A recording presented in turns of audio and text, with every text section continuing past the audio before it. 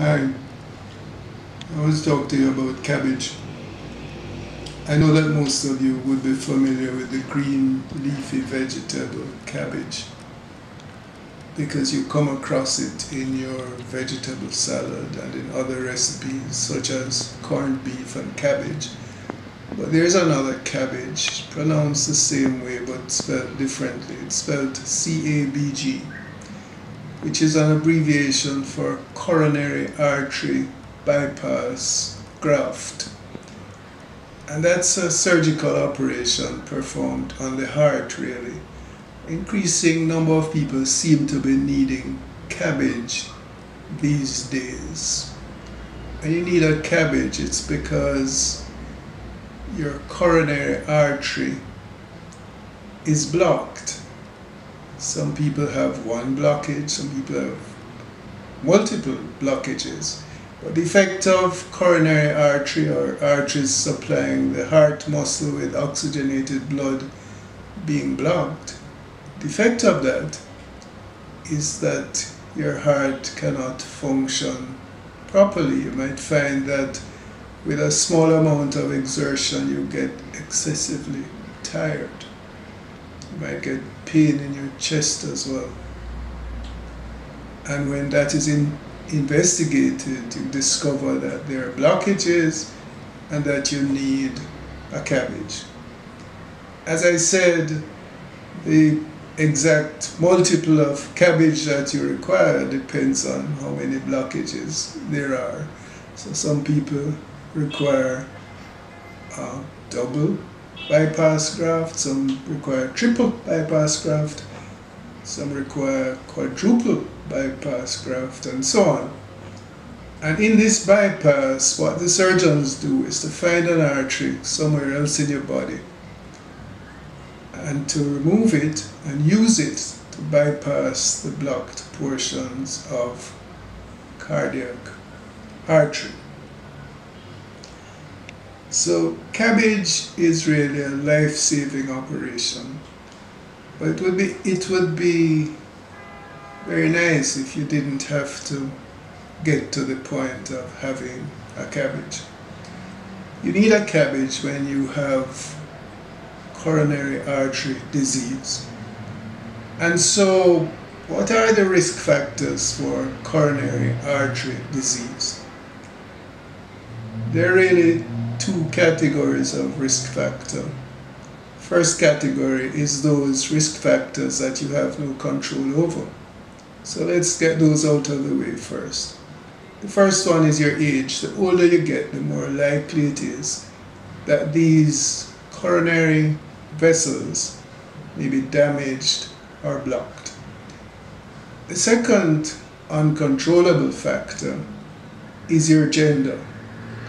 If you're a man, you're more likely to get coronary artery disease than if you're a woman. And the third factor is heredity.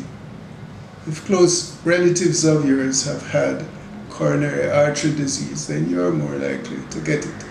So these are the factors over which you have no control. But I might add that what you can do about these factors is to make sure that you're being checked regularly to find out whether you are developing coronary artery disease, because early detection means that action will be taken earlier. Now let's look at the other risk factors, those that you have control over. The first of these is smoking. Smoking is highly correlated to a number of negative health outcomes, and coronary artery disease is just one of them. So the best advice you can take if you're a smoker is just to quit smoking. But it's easier said than done because tobacco is addictive and you might try to quit and not succeed. But if you really want to quit, you can come to the doctor and we can help you.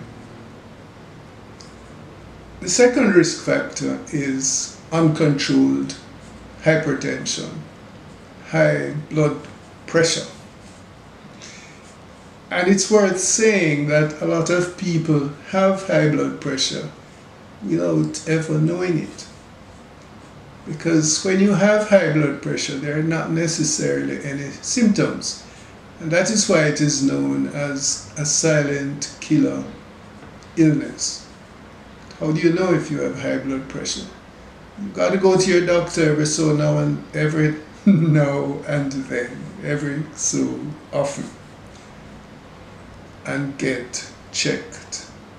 Because if you have high blood pressure, it can be controlled.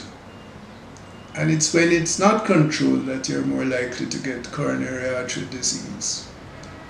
Next risk factor is high cholesterol. And again, a lot of people have high cholesterol without knowing it. So you need to visit your doctor regularly. It's in fact the cholesterol that contributes to the blocking of these arteries that supply your cardiac muscle with oxygenated blood.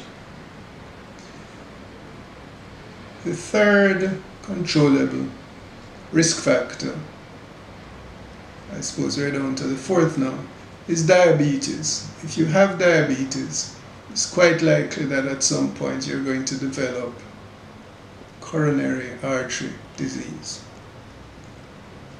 And by the way, a number of people do have diabetes without knowing, and at some point when they discover they have diabetes, the doctor is never sure whether they just got it or whether they've had it for years. And so you need to keep coming to your doctor to make sure that these things, if they're present, are addressed and properly controlled. And the last risk factor that I want to mention is overweight and obesity, highly correlated with coronary artery disease. And so if you're overweight or obese, you need to do something about it. What can you do? Well, the basic things are these. You eat sensibly. You eat less, cut out the sweets out of your diet, you reduce the fats in your diet. And you combine that with regular aerobic exercise. And by the way, this is not an overnight thing. So you're not doing it as a project to lose X number of pounds. You're embarking on it as a way of life. People who live in this way at some point start enjoying it. But people who live in this way, for sure, live longer and they live healthier lives. So these are the risk factors for coronary artery disease. If you have coronary artery disease, cabbage can save your life. But you don't want to get to the point of needing a cabbage. If you recognize and respect your risk factors, it's quite likely that you'll never need one. So come to your doctor. If you live in the Kingston 8 or Oaklands area, come and see me. And I'll help you avoid getting a cabbage. Thank you.